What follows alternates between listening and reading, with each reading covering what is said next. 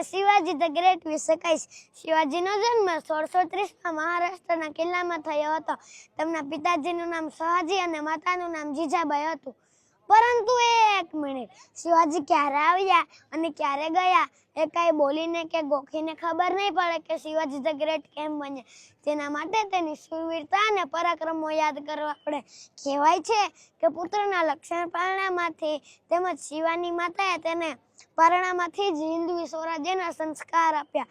જ્યારે તે શિવાને સુડાવતી ત્યારે ગાતી, હે ગુગરા ધાવળી પોપટ લાકડી ફેરવી લેજે આજ, ગુગરા ધાવળી પોપટ લાકડી ફેરવી લેજે આજ, તેદી તારે હાથ રહેવાની રાતી બામ બોળ ભવાની, તેદી તારે હાથ રહેવાની રાતી બામ બોળ ભવાની.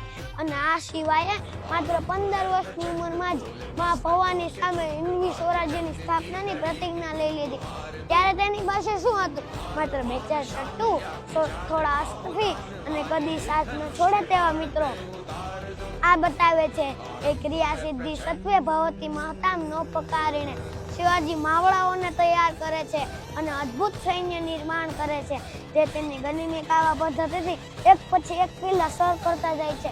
એવામાં એકવાર મુગલોનો સુબેદાર અફઝલ ખાન ખૂબ જ મોટું સૈન્ય લઈને શિવાજી પર ચડાઈ કરવા આવે છે, જે દગાખોર અને મૂર્તિપંચક હતો. ત્યારે જો તેની સામે સીધું યુદ્ધ કરવામાં આવે તો શિવાજી જીતી શકે તેવી કોઈ શક્યતા જ ન હતી. શિવાજીએ તેને પત્ર લખ્યું, હું તમારી બધી શરત માનવા તૈયાર છું, હું તમારા શરણે આવી જઈશ, પરંતુ આપણે એકવાર એકલા સૈન્ય વગર મળે.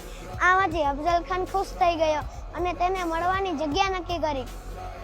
શિવાજી અફઝલ ખાનને મળવા તંબુમાં ગયા. ત્યાં અફઝલ ખાન પહેલેથી જ તેના સિપાહી સાથે હતો. અફઝલ ખાને શિવાજીને અભિમાનમાં કહ્યું, તુમ હમારી શરણ में आना कबूल करो, हम तुम्हें अपने साथ बीजापुर ले जाएंगे, वहाँ बादशाह के सामने मुजरा करवाएंगे, डरो मत, हम तुम्हें धन संपत्ति देंगे, आओ मुझसे हाथ मिलाओ, मेरे गले लगो. આટલું બોલી અફઝલ ખાન હાથ આગળ ફેલાવે છે અને શિવાજીને વિશ્વાસ આવે તે માટે તેને તેની તલવાર પણ શિવાજી સાથે આવેલા કૃષ્ણાજીને દઈ દીધી. ત્યારબાદ શિવાજી જેવા તેની પાસે ગયા તેવો અચાનક અફઝલ ખાને તેને જકડી લીધા અને કપડામાં છુપાવેલા ખંજરથી શિવાજીની પીઠ પર વાર કર્યો. પરંતુ આ શું? ખંજર શરીરમાં જવાની બદલે ટન અવાજ આવ્યો. શિવાજીએ પહેલેથી જ કપડાની અંદર બખ્તર પહેરેલું હતું. શિવાજીએ વીજળીના ચમકારા આડે કપડામાં છુપાયેલા વાઘનખ કાઢ્યા અને અફઝલ ખાનને